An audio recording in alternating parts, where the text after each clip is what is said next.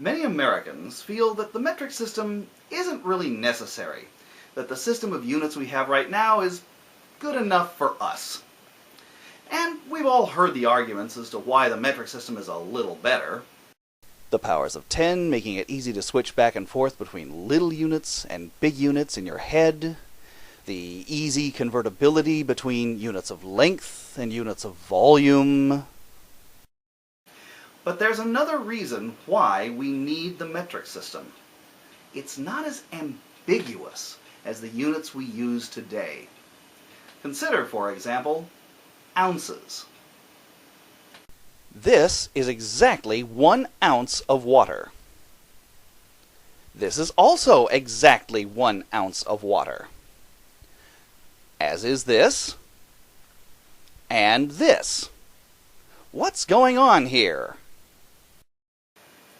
What's going on is that I didn't tell you what kind of ounces I was talking about.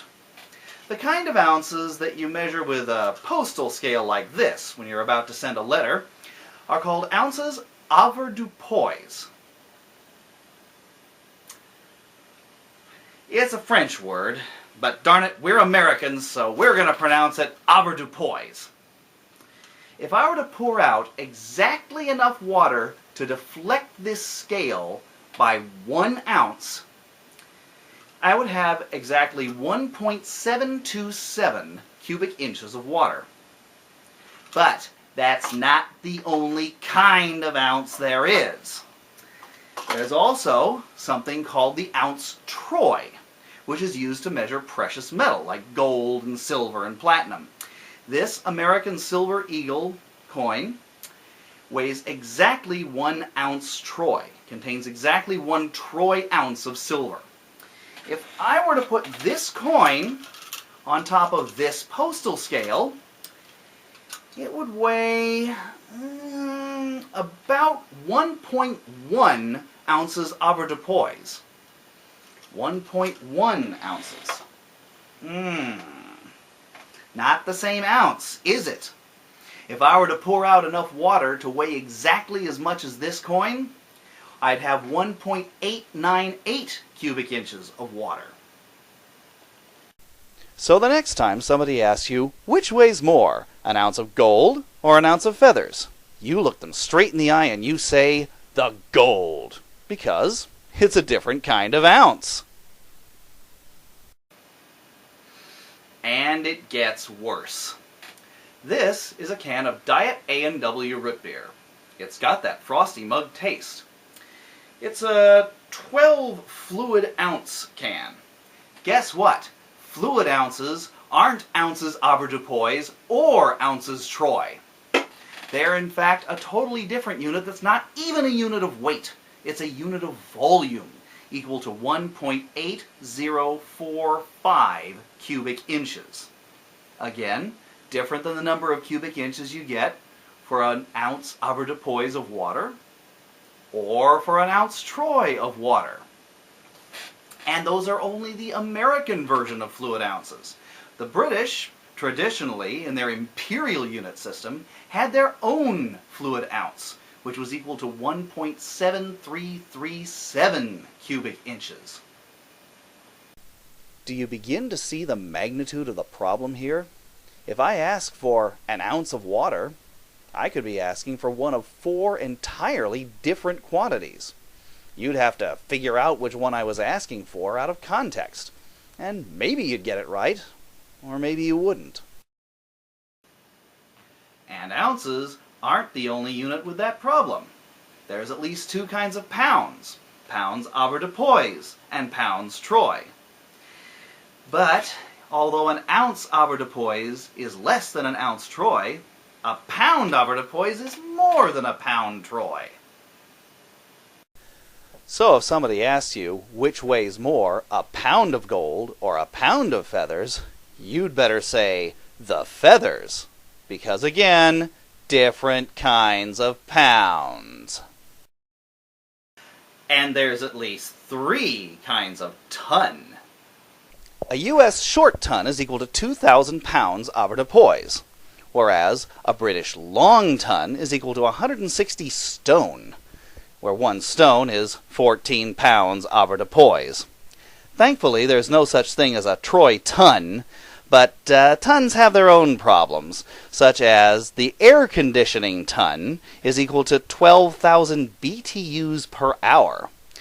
It's named after the fact that if you take 1 U.S. short ton of ice and melt it over a 24-hour period, it'll absorb 12,000 BTUs per hour.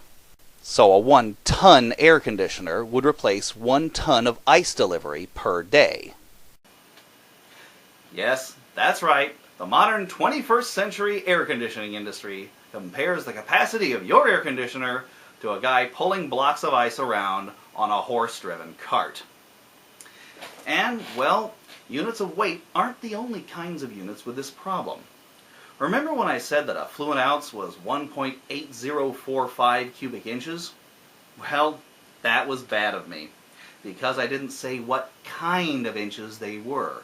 There are 2 kinds of inches, because there are 2 kinds of feet, at least 2 kinds that are still in current use, not even counting all the kinds of feet that are obsolete, but which may appear in old writings. The second kind of foot is something called a U.S. survey foot. It's used in cartography when measuring where property lines are. It's been used since the beginning of the country, and so when the new international foot was established in the 20th century, we couldn't just throw out all the old maps.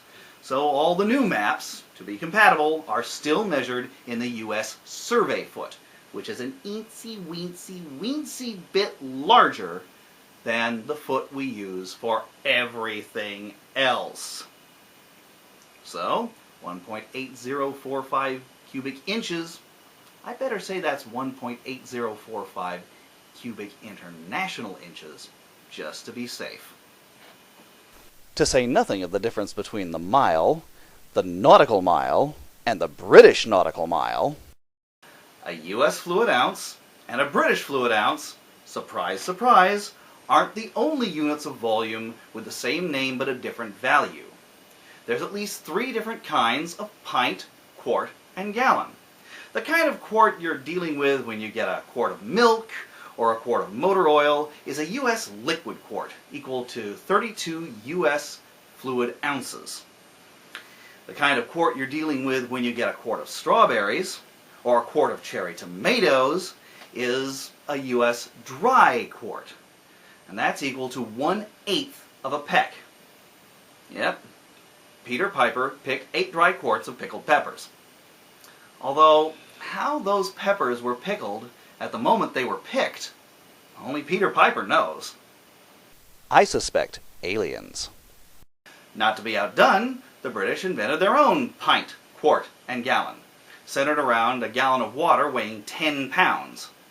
So if you go to an American bar and order a pint of beer, you get only 16 U.S. fluid ounces.